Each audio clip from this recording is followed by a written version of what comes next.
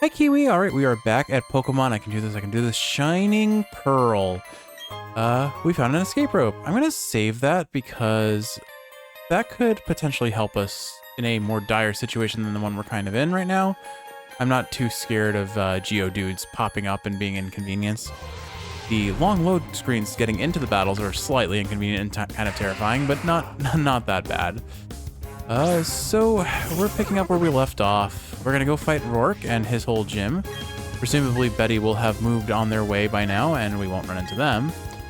So I don't have any special plans beyond send Turters in and let Turters do all the work, because I don't think we have anyone else on our team who can really face a rock-type Pokemon and get away unscathed. Certainly Zubat is weak against rock-type. Shanks isn't necessarily weak against it, but all of the rock types that we're probably going to be facing are going to resist its lightning moves or be completely immune to them, and they'll resist the normal type moves it has. It does have bite now, so I guess it does have one decent option to deal with dark type with rock type Pokemon, but it just doesn't seem likely. Samurai Jack can't do anything. The Doof only has normal and rock type moves, which won't do as much. Pine Tree is weak to them. So basically, Turtles is going to have to carry the team here.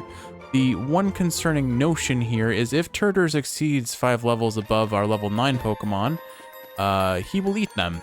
So we do have to watch his level. Hopefully the EXP share will keep those guys vaguely topped off. These wild Pokemon are not helping our situation though. Maybe I should toss those guys in the front party so they get at least get a little bit of bonus experience. All right, we made it out of the cave relatively unscathed. We got a level up on Vast Deference and he learned Mean Look. Not a whole lot to say about that. We're probably going to overwrite that move pretty quickly. What I will say, though, is I have remembered, finally, to go into the options menu and switch battle style to set. We'll keep everything else on, I believe, the same, but I think I'll keep text speed normal, because if it goes too fast, I might accidentally skip through it by accident. I don't think there's anything else I really care for here, so this is fine. Would you like to save these settings? Yes, please. Okay, there we go. Now I don't have to worry about getting that pop-up every time I'm in a trainer battle with more than one Pokemon. So I guess the real question is, do I go straight into this, or do I heal up first? No, I try to use the Old Rod. I think we're relatively good. Now, I want to emphasize one of the biggest rules of my Nuzlocke is once I enter a gym, I cannot leave until all trainers are defeated first, and then the gym leader is defeated afterwards. So this may be our first sight of casualties. I don't think I'm gonna risk. I don't think I'm gonna waste a Pokemon Center charge though. I don't think I need it here. This guy in the front looks real cool. Not the little youngsters. The gym, whatever this guy is called.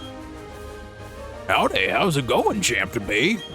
That's what I said to a really impatient boy earlier too. This voice is all over the place with its accent. Jeez. The gym leader here is a user of rock-type Pokemon. He's just gonna delve into every single voice, apparently. Well, listen, rock-type Pokemon really hate water, all right? All right. He doesn't get one single voice, he gets all of the voices. They're also weak to grass-type moves. Gee, they sure have weaknesses. I don't think it'll be easy.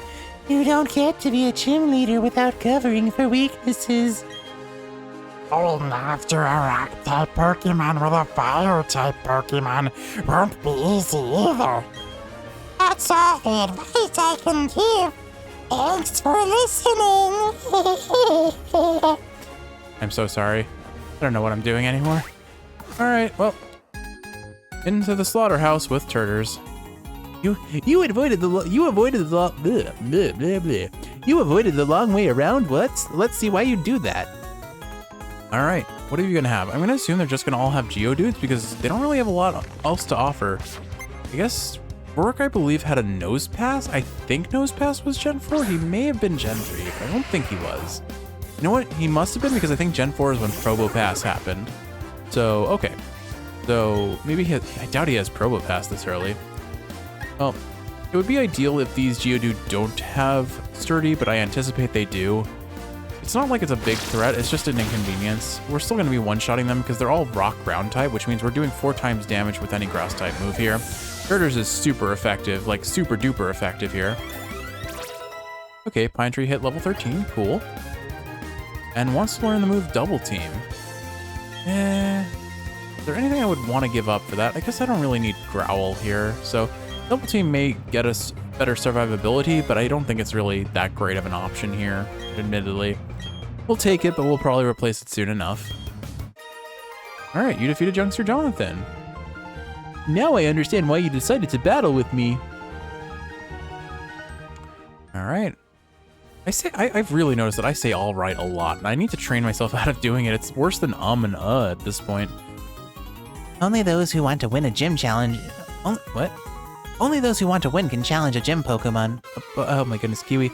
Kiwi, I cannot read. My reading comprehension skill is awful tonight. Okay, Youngster Darius. Is he training with Dyrone? Does anyone out there get that reference? It's been years since Donkey has done any League of Legends content, but I guess the context is, I think I've actually talked about this in maybe a Hades episode, but basically Video Game Donkey, who now does a bunch of video game reviews and a bunch of just like kind of almost troll like shitpost kind of content on YouTube, and is now apparently a publisher of video games, which is amazing. And Animal Well was his first published, and it came out really good. I'm very happy for him, honestly. I was rooting for his success, and we got it. But okay, Turtles is level 14, which does put him at 5 above Samurai Jack. So if he hits level 15 before Samurai Jack hits 10, he's gonna eat that fish. He's gonna eat that fish real good. The Doof grew to level 11. Okay, so we got a bunch of levels.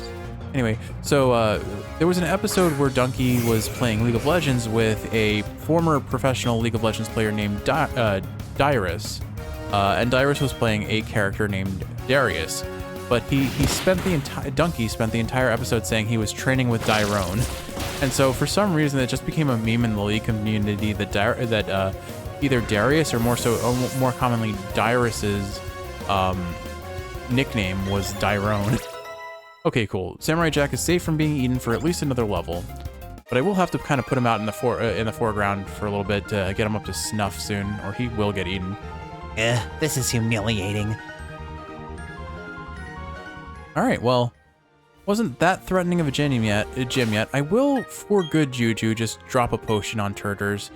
He's only taken 11 damage, but better to have him topped off. I don't think even a crit isn't likely going to kill him here, but better safe than sorry. I don't remember what voice I gave Rorik, but I'd like to give him a better one than what I gave him last time. I don't think I can though. Welcome. This is the Orberg Pokemon Gym. I'm Rorik, the gym leader. I'm but one trainer who decided to walk proudly with Rock-type Pokemon. As the gym leader, I need to see your potential as a trainer, and I'll need to see the toughness of Pokemon that battle with you. All right, let's do this. I don't like that 3D model. Okay, this looks better, but the little, I don't know. There's something weird about the angle of his hair and his clothing. In motion, he looks fine, I guess. I don't know. Something a little weird about it. All right, so I guess the real question is, I know he'll have a Geodude. Well, he's got probably Geodude, Onix, and then maybe Nosepass, is my guess. I don't really remember. It doesn't really matter. We're gonna just spam Leafage and one-shot everything that doesn't have Sturdy and two-shot everything that does. I very much appreciate, oh, and we crit. I guess we're sending a message to this very first, we're sending a message to Rorik on how this battle is going to go very clearly, I think. All right, okay, there's the Onix. So 2 of 3, I guess, correctly so far. Oh, Onix is faster. Oh, I forgot. Oh my goodness, Stealth Rock. So for your reference, Kiwi, Stealth Rock is a move that sets up what we call entry hazards. Basically, when you switch a Pokemon in, that Pokemon will take damage from those entry hazards. So Stealth Rock, its damage is scaled based on how effective a Rock-type move would be against the Pokemon. So Pokemon that resist it take less damage. Pokemon that are weak against it take more damage. But the damage for some Pokemon is insane. So if you're weak to a Rock-type move, you take a quarter of your HP. If you're 2 times weak to Rock, you take a half of your HP on switch out. It basically made a bunch of Pokemon completely invalid in the competitive scene, or have to make sure that they ran on a team with a Pokemon that knew Rapid Spin, which is a move that removes entry hazards. Think you can take down the next Pokemon like the one you just did? Oh, Cranidos. Okay, I completely forgot about Cranidos. The opposing Cranidos breaks the mold. So Mold Breaker just makes it so Pokemon abilities are deactivated. Now, Cranidos and its evolved form Rampardos back in the day had one of the highest attack stats in the game. The issue with it was slow. the question is, Razor Leaf and Leafage have the same... Okay, I'm going to use Razor Leaf because I didn't one-shot Onyx with Leafage. I didn't realize I thought Leafage scales with a special attack. I was wrong. Yeah, see? If we flinch here, we're bad. We're in a bad spot, but we're fine. That should... Oh, no. Okay, this is a little sketchy. No way, not yet, not giving up. They don't give you very long to read there, but Cranidos, honestly, if Cranidos crits us, I think we're in a really bad situation, actually. I don't have a good answer to that if that's the case. We might have to sacrifice someone because I don't have a Pokemon that can outspeed it. I'm going to use the potion here and hope that we heal up Turters to full HP. Oh, he uses a potion too. Okay, so we're resetting. We're resetting. Basically, we are both within each other's crit range. Thankfully, Cranidos will not survive another Razor Leaf, but I might not survive another Headbutt if it flinches me. I am very glad that I healed Turters before going into this battle, though. This was way sketchier than I expected it to be. Cranidos just has a really high base attack, but I mean, why threaten us with potential death when it could just stare us down and strike the fear of God into our souls? Oh wait, it's dead. Oh well. I'm a little disappointed, but that is Pokemon's AI, unfortunately. It really holds your hand and makes it easy. I had to clench my butt cheeks a little there, but it's pretty underwhelming, I guess, in the end. I mean, we fought Betty, and Betty, like, did use an attacking move once through the whole fight, I think. Well, granted, we did one-shot his Starly, but when he had Chimchar, he didn't really attack much either. What? What? That can't be my buffed-up Pokemon! Wow, Rourke pays out pretty good. I guess that's the benefit of beating gym leaders. Oh, okay, so we're unfortunately about to lose a Pokemon, not from the battle, but because of my evolution clause. So evolution cannot be canceled. And Pine Tree here is evolving. When a Pokemon evolves, another Pokemon has to be sacrificed. And so, well, we get Staravia here, I believe is what it's called, right? Also, can I just say Staravia looks really dumb with its like weird hair face combo here. But we are gonna have to go into our PC and have our first death. But first off, Staravia's data will be added to the Pokedex. Staravia. They live in forests and fields. Squabbles over territory occur when flocks collide. Don't get to nickname that. This is embarrassing. I went and lost to a trainer who didn't even have a single gym badge. But that's the story. You were strong and I was weak. That's all there is. According to the Pokemon League rules, I have to give you our gym badge since you've beaten me. The gym leader. Here's your official Pokemon League Coal badge. All right. You received the Coal badge from Rourke. We're also gonna get the TM for Stealth Rock now. One of the most game-breaking moves that came out in Gen 4. Having that Coal badge means you can now use the hidden move Rock Smash from your Pokédex. You should also take these too. You obtained TM76s. TM76 contains Stealth Rock. Oh, darn it. I was close. Each TM76 contains the move Stealth Rock. It's a move that inflicts damage on opponents that switch into battle. And these are the stickers I use. Here, take some. Oh my god, Kiwi, I forgot about the stickers in Pokemon in Gen 4. You get to decorate your Pokeballs, and then when you send Pokemon out, you get these little decals. I loved using that in competitive. It was just a fun little way to like have a degree of customization beyond just your team itself. Incidentally, a TM will teach its move to a Pokemon instantly, but a TM will break when you use it, so be certain you want a Pokemon to learn that move. Man, everyone is reminding us of that fact. All right, we're on the greener pastures. I do think we're gonna probably heal at the Poke Center, although realistically speaking, maybe I don't need to. I just switched Turters out of the lead. Actually, Turters doesn't have any damage because he decided let's drop his defense instead of threaten him with death. I do think we'll swap Samurai Jack into first position though, because he's getting close to being killable. We want him to gain some faster experience rates. Let's see, because we beat a gym leader, we should have in theory unlocked more things at the Pokemart now. So let's see what's in here. I'm here to buy. All right, so we can use super potions now, which aren't a bad idea to have. We can get repels and escape ropes. I think first things first, let's buy a couple ice heals. Not that I expect to be dealing with the freeze effect anytime soon. I just want to make sure I have them, and similarly burn heals, because again, these are lethal status ailments that I need to avoid. Or have a quick answer to if I can't avoid. And awakenings, I mean, putting a Pokemon to sleep means we can't heal them. in this run, so that's also like we want to be prepared for status ailments, I guess. I think let's take 4 super potions. We're not going to be using them right away, but it'll be good to have them in reserve. We'll top off our potions at 10 because I just like round numbers like that. And then I think we'll sit on the rest of our gold because, or our, what are they, Pokedollars? Because I don't really need any more Pokeballs for a little while longer, I think. All right. Moving along. I don't actually know where I'm supposed to go next. I think there's a route to the north we could take. Yeah, Route 207. Oh, right. We needed a bicycle to get through here, didn't we?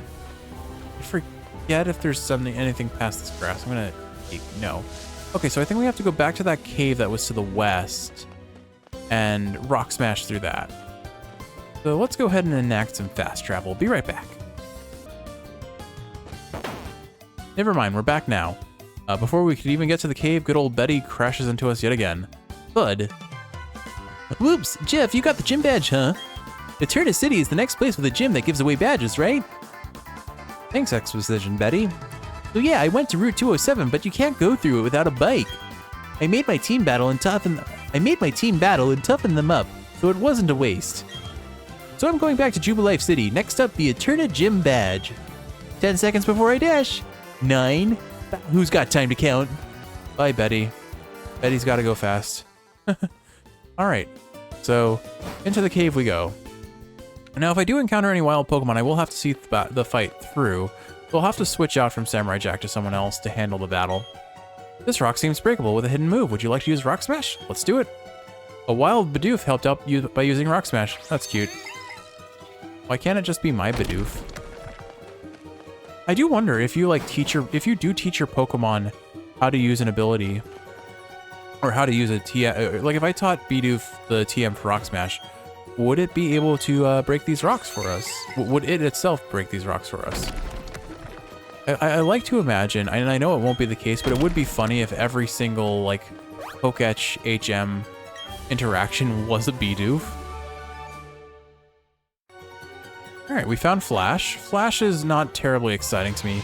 All it does is lower our Pokemon's accuracy, which I think if we're going to be wasting turns on debuffing an opponent, it's for the sake of potentially setting up on them. Alright, so let's switch out from Turters to... I mean, I need someone who can handle rock types, and that is only Turters. So I guess we're trying to reduce the discrepancy in level, but in the process we're also increasing it, potentially, here.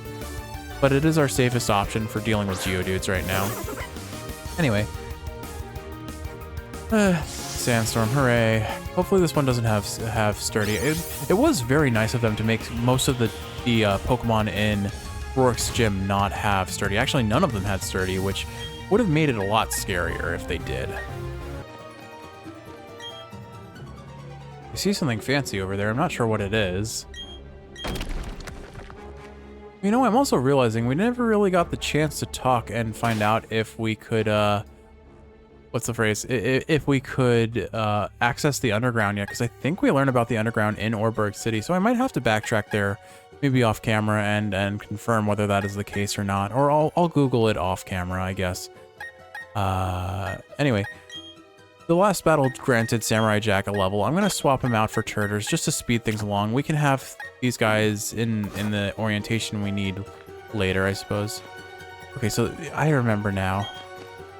You see those slanted rocks on the ground? Feels awesome taking those fast on a bike.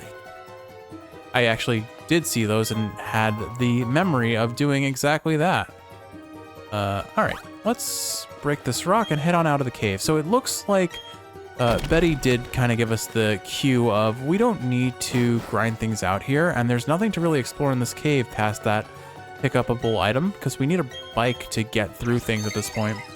So I guess it's to Jubilife City, like Betty, following in Betty's footsteps like usual.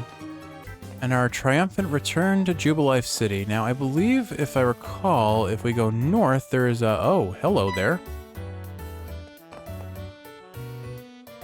What voice did I do for Rowan? Jeff, impeccable timing as always. These miscreants are babbling utter nonsense that I just can't stomach. Show them some manners, if you will. Oh, Professor, must you be so difficult? We are approaching you strictly as businessmen. You must produce. Oh man, this tickles my voice. Pardon me. All you must do is provide us with your research findings. In return, we'll see to it that your assistant doesn't become collateral damage. Jeff, let's battle together and teach these losers a lesson. All right. Ooh, that's a loading screen. It's a double battle, so we have to load twice as long, I guess. All right. I feel like Dawn is gonna have her confidence damaged a little bit when we send out a Magikarp. Although actually we switched tutors to the front line, so maybe not. All right. Well, this is a cute little combo. Dawn has her starter. I have my starter. But this is our proper first encounter with Team Galactic. Oh, so here is the example of a situation where I said spread moves are pretty valuable. Because Razor Leaf is not very effective against either of these, but it will hit both of them. And that's good enough for me. We'll let Dawn carry with damage, I guess. I wanna use a spread move because it's fancy.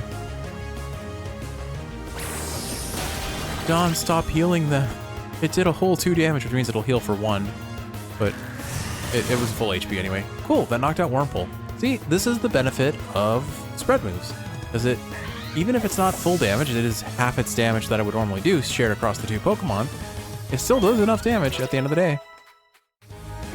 Captain Squawk grew to level 14. Excellent, excellent. Okay, so I think we'll just tackle Zubat because I don't really need to do much other than that.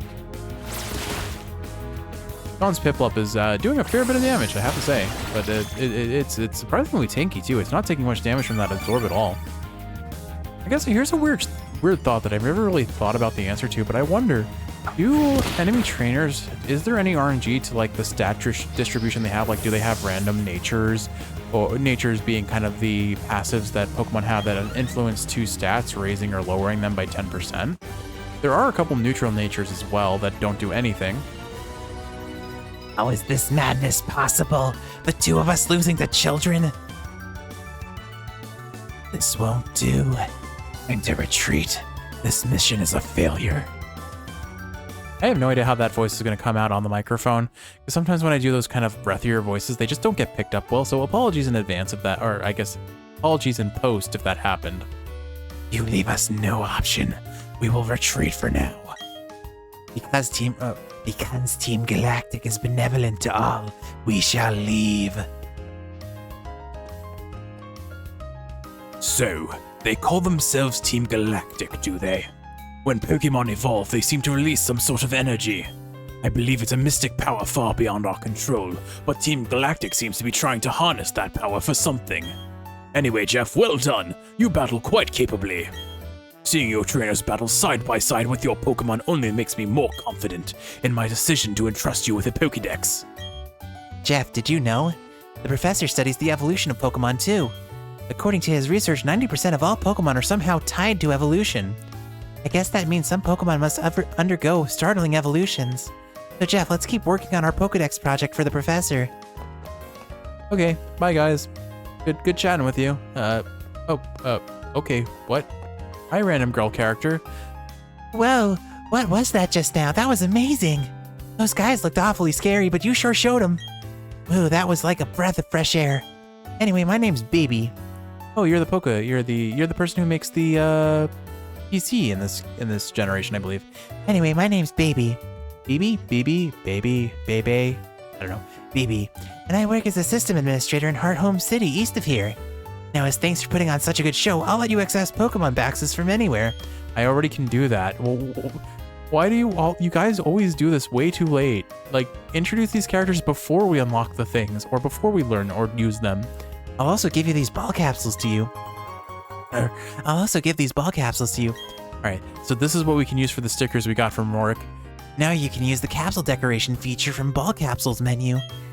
You can customize your own capsule decoration by placing stickers on ball capsules. Put stickers on your favorite Pokemon's ball capsule and they'll look really pretty when it bursts open. Stickers will also give you an edge in super contest shows where I live in Heart Home City. So try to collect a bunch. Anyway, see you later. Alrighty then. we are gonna be, we're gonna have some designer balls in this game. That is a weird phrase. But I think before we do anything fancy like designing our balls, oh wait, no, never mind. I was gonna say we're gonna catch a new Pokemon, but I think we already caught this is where we caught Starly. I forgot. It's been a while since we've been back here. I did miss this free Paralyze heal, which I'll gladly take. So, in theory, we should be able to rock smash our way into the next area, which is kind of exciting. I don't necessarily remember what to expect going forward. All right, we have made it back to the cave, and it's time to rock smash our way to victory. I don't know if we need to go to the left or the right. I'm gonna assume it's to the right, so I'm gonna go left first. Also, I switched out our party, so we have Vazdeferens in the front. We fought one Bidoof, and I also placed some stickers. And I had the unfortunate realization after I made it. Oh, cool, we got Rock Tomb. That's decent. It's a relatively decent damaging rock type move that also has a chance of slowing the opposing Pokemon, which is pretty decent. It's pretty good. Speed stat is very valuable. Now, what I had the unfortunate realization is, please observe my designer ball. I got that little fancy hearts and smoke cloud that came out of it now, but Vazdeferens has a designer ball, and I had that unfortunate realization, and I am horribly, horribly disappointed in myself for having that realization. I could have gone my whole life without realizing that. Well, in my defense, or not in my defense, to my detriment, I did decide to name a Zubat Vazdeferens. There is no winning here, but it is a little funny, haha, that the Pokemon with that sort of name has a designer ball, I guess. Oh well. I'll design more off camera, but I figured I'll have one for this episode just so you can see what it looks like. Again, I remember having so much fun. Oh my goodness, really? It's another Zubat. It's gonna be, yeah, it's another Zubat. Of course it's another Zubat. This is why they make repels, Kiwi. I'm gonna run out of PP before I even make it out of this cave if I keep Vazdeferens in the front. Something that I should actually probably acknowledge is, I find this interesting. So they make it so Zubats now get Absorb as their like first move. It used to be that they got Leech Life, which was a bug type move that had the same effect as Absorb, but it had like a base 20 damage, which made it really terrible. It just awful damage, awful use in every aspect, especially compared to Absorb, which has double the base damage. All right, so I was correct in that we had to go to the right. Are we just out of the cave immediately though? It seems like we might be. Oh, that is a, we're loading a whole new zone, I take it, because, ooh, that's a loading screen. Wow, it feels like, okay, really, it was just that much distance to travel. I didn't even realize that it was just directly above us. Okay. Are you raising different kinds of Pokemon? If you have only one type of Pokemon, you'll have a hard time against types it's weak to. Yes, I'm aware. I'm painfully aware of that fact. Doesn't stop me usually, though. All right, we found an awakening. And you are a battle, okay.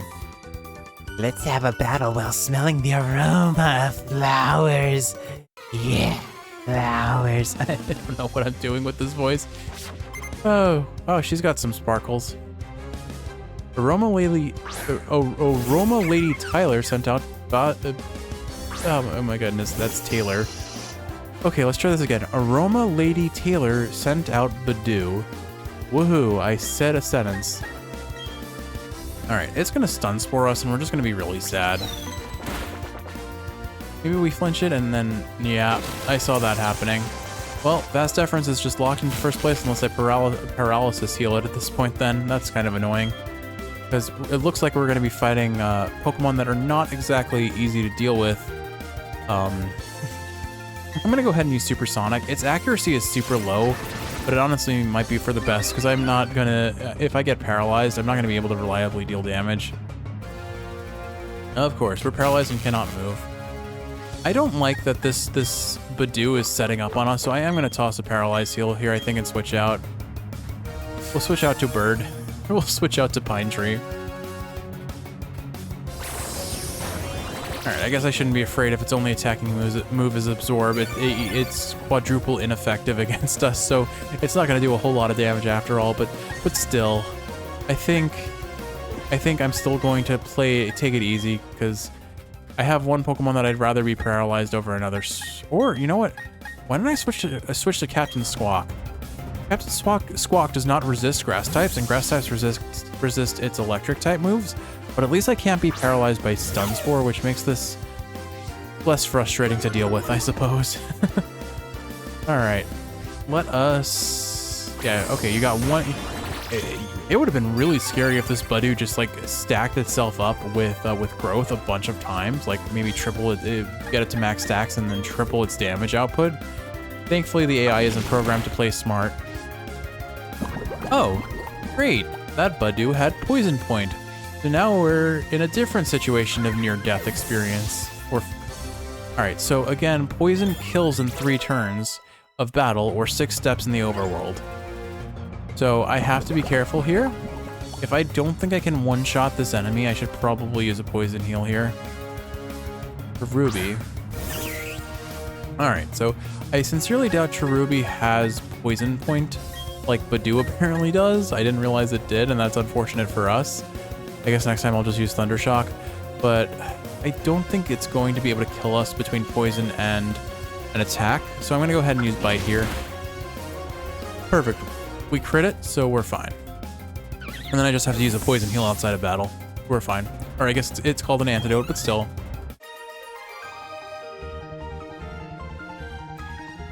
Even though I lost, I'm not angry because it smells so nice. Okay.